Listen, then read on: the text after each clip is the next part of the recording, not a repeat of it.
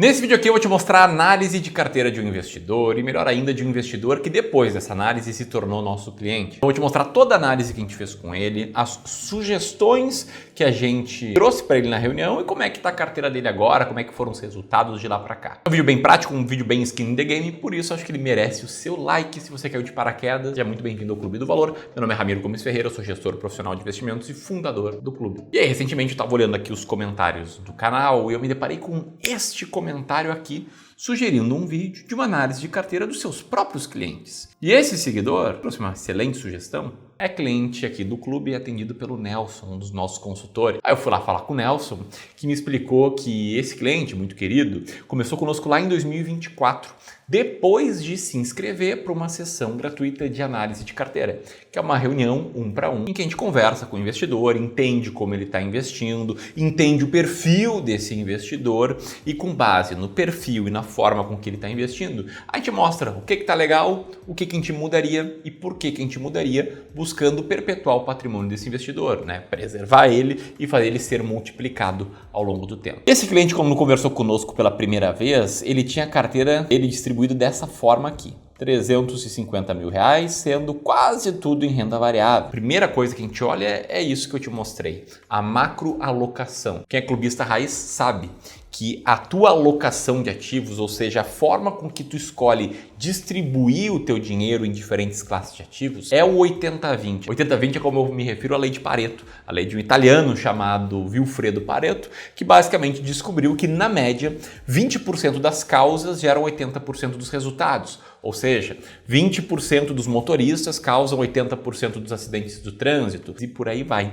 E em investimentos, o Pareto se chama alocação de ativos, porque definir a alocação explica 90% da performance de uma carteira. E aí, quando a gente faz uma análise de carteira, a primeira coisa que a gente olha é isso, porque é a mais importante, e a gente tenta entender como é que a carteira desse investidor ficou com aquela alocação. Às vezes, o cara nem sabe que ele tem aquela alocação. Ele está lá, vivendo a vida, trabalhando, cuidando da família, querendo crescer, e vai recebendo a cada 2, 3 meses ligação lá do seu assessor, do cara que atende ele, geralmente um cara comissionado, indicando uma nova emissão, um novo fundo imobiliário não listado em bolsa, um fundo setipado, aliás, uma coisa muito ruim na média, um novo COI, por aí vai. E aí quando o cara vê, ele tá com uma alocação que não faz nenhum sentido, ele sequer sabe disso. Então a gente começa por aí. E aí quando a gente bate o olho e vê uma carteira com 90% em renda variável, a gente tem que entender um pouquinho melhor o perfil desse investidor, se ele realmente é um cara extremamente arrojado e por que ele está investindo dessa forma. Particularmente, minha carteira pessoal, ela é bem concentrada em renda variável, o que trouxe uma boa performance ao longo do tempo, mas na média não é muito recomendado para a maioria das pessoas investir assim, porque uma carteira como a minha, ou como essa do nosso cliente, antes de se tornar nosso cliente, numa crise ela pode despencar, pode cair 30%, 35%. Para você ter uma ideia, né, se o cara é muito arrojado, a gente volta e meia sugere uma composição com 75% de peso em renda variável. Enfim, esse foi o primeiro ponto, né? A gente viu que era quase tudo ali renda variável na carteira desse até então seguidor. A gente botou um zoom. Ok, renda variável significa que são ativos que têm mais risco, mas o que está por trás dessa renda variável? E daí o que a gente chegou foi nessa composição aqui. 47% de ações brasileiras, 33% em fundos imobiliários e cerca de 18% entre ações norte-americanas e criptoativos. E isso chamou bastante a nossa atenção, porque ela estava 80% exposta ao Brasil. E aí quem é clubista de verdade, acompanha há mais tempo, sabe que aqui a gente tem um negócio chamado estratégia Bull Bear de investimentos, que diz que na parte de renda variável, ou pelo menos na parte de ações, idealmente a gente tem que diversificar entre ações brasileiras e norte-americanas, que era diferente de como esse cliente estava alocando, né? Era quase tudo bolsa brasileira entre ações e fundos imobiliários e 11% apenas em ações norte-americanas. E sem considerar ali a parte em criptoativos. A gente não costuma investir, embora a gente tolere investidores mais arrojados terem de 3 a 5% em criptoativos, a gente nunca ativamente sugere isso. A nossa diretriz aqui no Clube do Valor é de não investir em ativos que a gente não consiga avaliar. Por exemplo, se é renda fixa, a gente consegue olhar a qualidade dos credores por algum indicador. Se é uma estratégia de ações, a gente consegue ver se a empresa está descontada, como o caso da estratégia das mais baratas da bolsa, em que a gente aplica vários filtros para encontrar aquelas mais baratas. Em criptomoedas, assim como em ouro, prata ou qualquer commodity, isso não é possível, porque não existe um indicador que mostre, sei lá, o preço por valor patrimonial das criptomoedas, o preço frente ao lucro operacional das criptomoedas, porque por trás de uma ação tem uma empresa, por trás de um fundo imobiliário tem um imóvel ou uma carteira de renda fixa atrelada ao setor imobiliário, e por trás de uma moeda tem, no máximo, a esperança de que alguém vai pagar mais caro por ela. Inclusive, se tu quiser entender um pouco melhor a nossa visão sobre,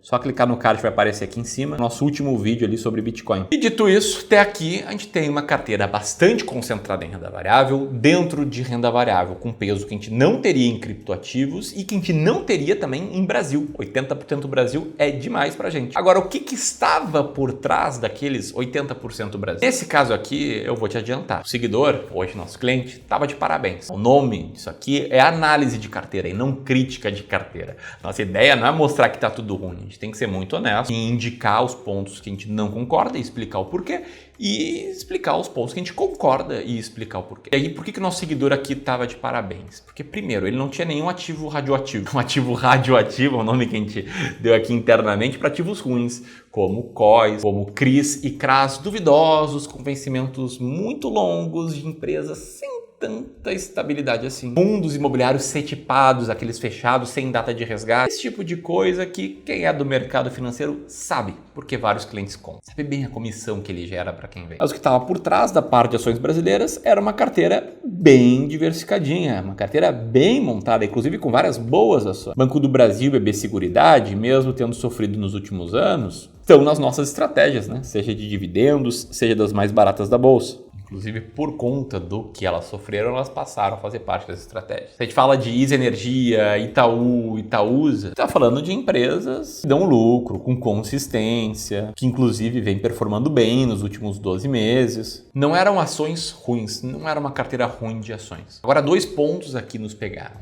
O primeiro era uma falta de estratégia. Pode perguntar, como assim? Não falou que eram ações boas? Como assim falta de estratégia? E aqui eu gosto de fazer uma analogia com o jogo de pôquer. O jogo de pôquer é um jogo fantástico para quem não sabe, porque tu recebe algumas cartas, no Texas Hold'em tu recebe 2 cartas e tu lida com muita incerteza, com o comportamento dos outros jogadores, com as 5 cartas que vão abrindo na mesa ao longo da mão. E no pôquer, que é um ambiente de incerteza, assim como no mercado financeiro, às vezes você tem um bom resultado sem necessariamente ter uma estratégia de como jogar. Ou seja, tu vai ali tendo umas mãos boas, meio que no feeling, tu toma uma decisão de pagar muito para ver se bate o teu flush, e o teu flush bate e tem uma performance muito boa. Então o mercado financeiro, assim como no poker, é um local em que muitas vezes, em especial em prazos mais curtos, tu pode ter uma performance muito boa mesmo sem ter um racional para aquelas decisões. Esse cara aqui, ele não estava comprando ações que tinha uma coisa em comum. Não eram todas ações baratas, algumas eram, outras não. Não eram todas boas pagadoras de dividendos, algumas eram, outras não. Ele ia comprando ali no bom senso, no feeling, tendo uma boa diversificação, que ele mandou bem. Só que sem ter clareza de, cara, quando é que eu vou vender Itaú? Quando é que eu vou vender Itaú? Se Banco do Brasil despencar, eu compro mais, baixo preço médio, ou vendo, o que eu faço? E isso eu sei que atrapalhava bastante ele, eu sei que atrapalha muitos investidores, né? Essa falta de clareza de não saber se o melhor a fazer é comprar, vender ou manter uma posição. Além disso, a proporção entre as ações, o percentual em cada uma delas, estava levemente desequilibrado, embora isso aqui não fosse terrível. A maior posição tinha ali 8%, então estava ok. Bom, a segunda classe mais representativa da carteira, os fundos imobiliários, sofriam com um problema parecido. O número de ativos e os ativos em si não era uma questão de preocupação. Aqui sim, tinha um pouquinho mais de pesos diferentes. 4% no ativo, 6% em outro, 1% no outro, 0 ponto alguma coisinha no outro. Um pouco distante do que a gente prega aqui, que é ter pesos iguais em diferentes ativos de uma mesma classe de ativos. Isso que já está comprovado que uma carteira equal weight, ou seja, com o mesmo peso em cada ativo, tende a performar melhor do que uma carteira com pesos ponderados. Mas o principal ponto era a falta de uma estratégia definida, uma clareza assim muito grande para esse cara dizer, olha, se isso acontecer com essa ação eu vendo, se isso acontecer com essa outra ação eu compro mais, esse aqui é o meu método, esse aqui é o racional, ter isso por escrito, é o que eu acredito que todo investidor deva ter. Inclusive quando a gente tinha um curso de investimento em ações, o DMA, quem lembra, comenta aí, é o que a gente fazia os nossos alunos fazerem, deixar por escrito o que eles iam fazer na carteira deles. É exatamente isso que diz esse estudo da Vanguard, que mostra que uma falta de rebalanceamento pode aumentar o risco da carteira. Bom, voltando aqui, por fim, fora as criptomoedas, que eu não vou mais falar sobre, a gente tem as ações norte-americanas, que era 11% da carteira desse investidor, uma concentração ali no IVVB11 e uma pimentinha ali no índice que replica Nasdaq, sem nenhum problema. Está investindo de forma passiva, replicando índices, que é uma boa forma de investir para o longo prazo. Desconfie quem fala que não, quem fala que replicar o Ibovespa é terrível. desconfie. Óbvio que dá para investir de um jeito melhor, a gente tenta também aqui no clube, mas não é um caminho ruim investir de forma passiva. Mas o que mais nos incomodava aqui na parte de ações norte-americanas era como ela estava tímida ali dentro da carteira desse investidor, apenas 11% de peso. Bom, a gente fez essa análise e com base nessa análise e na conversa com esse investidor, a gente houve algumas mudanças na forma com que ele investe. Para ajudar a mostrar o que a gente fez, eu peguei esse relatório de performance do BTG, que é a corretora em que a gente atende esse cliente. Peguei o período que ele está conosco, de setembro de 2024 até agora, fevereiro de 26. E como eu trouxe, o problema dessa carteira não eram os ativos, era a macroalocação, era o que vinha antes dos ativos. E esse é o primeiro passo que a gente mudou na carteira dele. Só para relembrar, a alocação dele era esta daqui, 100% de renda variável praticamente, e a gente identificou que esse cara não era tão tolerante ao risco assim. A gente mostrou isso para ele, a gente fez algumas simulações, a gente definiu uma alocação diferente, um peso maior em renda fixa. Então hoje a carteira dele tem como alvo 55 em renda variável e 45 em renda fixa. Uma carteira mais moderada e bem mais alinhada ao perfil desse investidor específico. Isso aqui não é receita de bolo, não é algo que serve para todo mundo, dependendo do teu perfil, beleza? O que serve para todo mundo, que é a receita, é, antes de qualquer coisa, definir a macroalocação. Mas se você, meu querido cliente, está assistindo esse vídeo, comenta aqui, tá conseguindo dormir melhor depois desse ajuste na alocação? Deixei teu comentário. Mas seguindo aqui, depois da mudança na macroalocação, a gente olhou para diversificação, ou seja, quais classes de ativos ter dentro da parte renda fixa, dentro da parte renda variável. Fica aqui o meu reconhecimento e parabéns aí para o Nelson, nosso consultor que cuida da carteira desse cliente, seguindo aqui as nossas diretrizes, concedido pelo time de estrategistas do clube, liderado pelo André, que vocês já viram aqui no canal. Quem já viu, comenta aí. O trabalho foi muito bem feito, a carteira dele está bem bonitinha, com essa alocação aqui por classe de ativos, com 11% em renda fixa pós, 21% em renda fixa inflação, 10% em renda fixa pré, e com ativos que seguem a nossa escada de vencimento. Pode ver que tem ativos que vão vencer já nesse ano, alguns vão vencer ano que vem, alguns vão vencer em 28, em 29, em 30, ou seja, uma escada. Sempre que um vencer e ele não for usar esse dinheiro, a gente joga para o fim dessa escada e com isso a gente vai diversificando em emissores, a gente vai diversificando em nível de taxa de juros, a gente vai criando muita previsibilidade na geração de fluxo de caixa,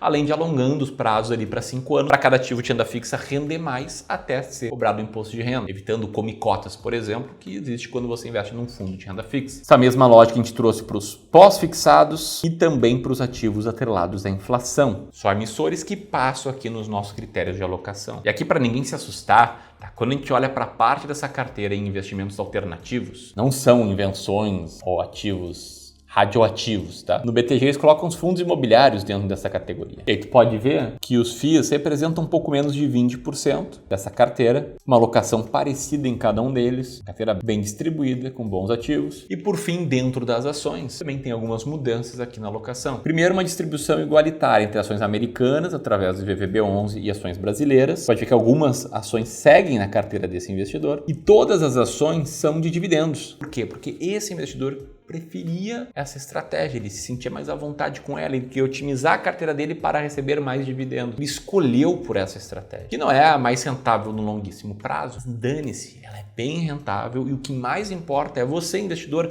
estar feliz, consciente que está investindo com uma estratégia que faz mais sentido para ti. Nesse caso, essa nossa estratégia de dividendos é uma estratégia que a gente monta uma carteira de 10 ações que passa por uma série de filtros como esse que vocês estão vendo na tela. Então foram todas essas as mudanças que a gente fez. Além disso, sempre que ele faz um novo aporte, a gente cobra por aporte, a gente é chato, a gente ajuda ele a alocar esse aporte. De 3 em 3 meses, a gente puxa toda a execução do rebalanceamento. E o resultado, para quem está se perguntando, ele acaba vindo. Não vou prometer resultado no curto prazo sempre, mas no médio e longo ele vem. Nesse caso ele veio num prazo um pouco mais curto. Nos últimos 12 meses essa carteira rendeu um pouco mais de 20%, bastante acima do CDI no período. Inclusive ela superou o CDI em praticamente todos os meses. E quando a gente olha o acumulado do período dele conosco, a gente tem 25% de rentabilidade contra cerca de 20% do CDI. Ou seja, quase 125% do CDI, mesmo com o CDI batendo o recorde histórico. E com os novos aportes, esse cara aqui já cresceu bastante seu patrimônio. Aí indo rumo aos 500 mil reais, eu não tenho nenhuma dúvida que daqui a alguns anos vai bater o primeiro milhão, outros anos depois o segundo, e vai ter uma vida com muito mais tranquilidade financeira. Ao nosso seguidor, agora cliente querido, obrigado pela confiança. E a todos que estão assistindo, isso aqui é um resumo de como é que a gente pensa em investimentos. Vendo aquele velho mantra de primeiro, definir macroalocação, segundo, diversificar a carteira e terceiro, fazer o rebalanceamento de forma sistemática. Isso aqui é simples, só não é fácil de seguir. Se fosse fácil, todo mundo investiria muito bem e teria resultados excelentes. E aí, se você tem já um certo patrimônio, já passou dos 250 mil, do primeiro milhão, do 10º milhão, quem sabe, eu queria te convidar para sessões de análise de carteira. E sendo bem franco, tá? Eu não sei se a gente tem vagas nesse momento. E é verdade, isso aqui não é marketing. No dia que eu tô gravando esse vídeo, 12 de fevereiro, antes de sair de férias, a gente tava sem agendas. Agenda só pro dia 23. A gente tava passando a cobrar uma taxa de compromisso. Ou seja, a gente vai cobrar uma taxa para agendar a tua análise e aí se tu aparecer na análise, a gente devolve o dinheiro, evidentemente, para separar os interessados de verdade dos curiosos, porque aqui nossa estrutura é finita, nosso time é finito. E a demanda é maior do que o que a gente tem capacidade de absorver. Então, se você quiser saber mais sobre e tentar conseguir uma vaga numa análise como essa, recomendo muito que você aperte no primeiro link na descrição ou nesse botão aqui. Era isso, um grande abraço e até mais.